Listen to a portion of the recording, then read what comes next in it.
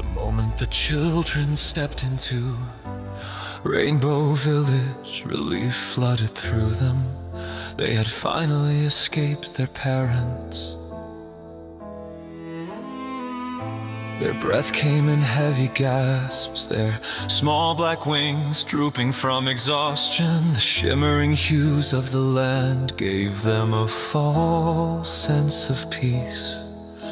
But deep down they knew they weren't truly safe. Prince Azrael wiped the sweat from his forehead, his sapphire eyes scanning the quiet streets. "I don't like this," he breathed, voice low, "it's too empty." Princess Elizabeth nodded, gripping the edge of her dress. Her hands shook. "We should be careful." Then a deep rumbling echoed through the village, sending shivers crawling up their spines. Lightning cracked across the sky, a warning, a promise, a threat. A shadow moved, then another from the mist. Three figures emerged, zeal, dark shadow. The red glowing eyes burned with intensity, black lightning bolts flashing wildly inside them, lashing out against the ground like an untamed storm. Dark energy crackled around their forms, making the air itself feel heavy and suffocating. The children froze, their small bodies trembling violently. This presence was too much, too powerful, too overwhelming. Prince Lightning's breath hitched. Wow, who are they? Prince Black Wings barely managed to whisper, I don't know. Princess Phoenix Storm whimpered, her fingers gripping the front of her cloak. They're monsters. Seal took a slow, deliberate step forward, his red eyes glowing brighter. His voice rumbled like a storm rolling in from the mountains. You came. Dark Shadow's fist clenched, his knuckles cracking as black lightning arched along his arms. You heard his call.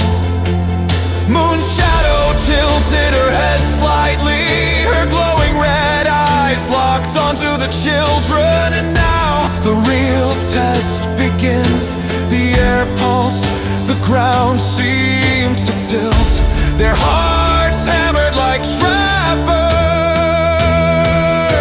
The children's small bodies buckled under the pressure, and then it happened. A warm, wet sensation spread through their clothes. One by one, every single child lost control. Blood pee ran down their legs, staining their clothes, splashing onto the shimmering rainbow-tinted grass below. Gasp. Shame. Some stumbled back, hands shaking.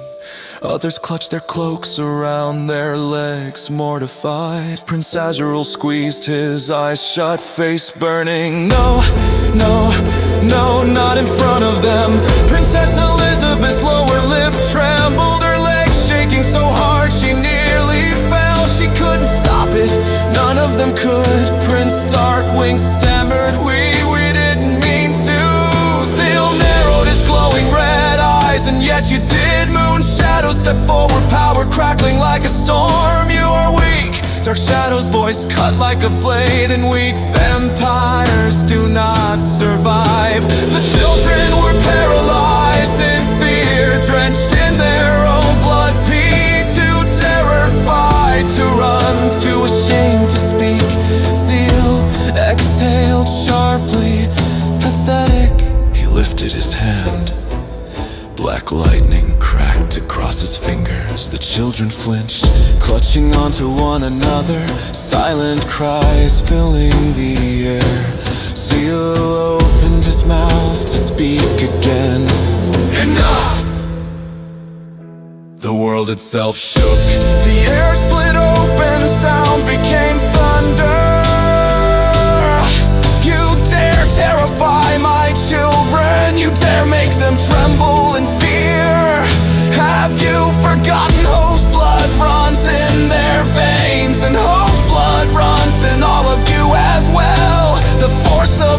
voice sent the three warriors staggering back, their red eyes flickering, their minds overwhelmed. King Dimitri, his voice roared through their souls like a storm without end.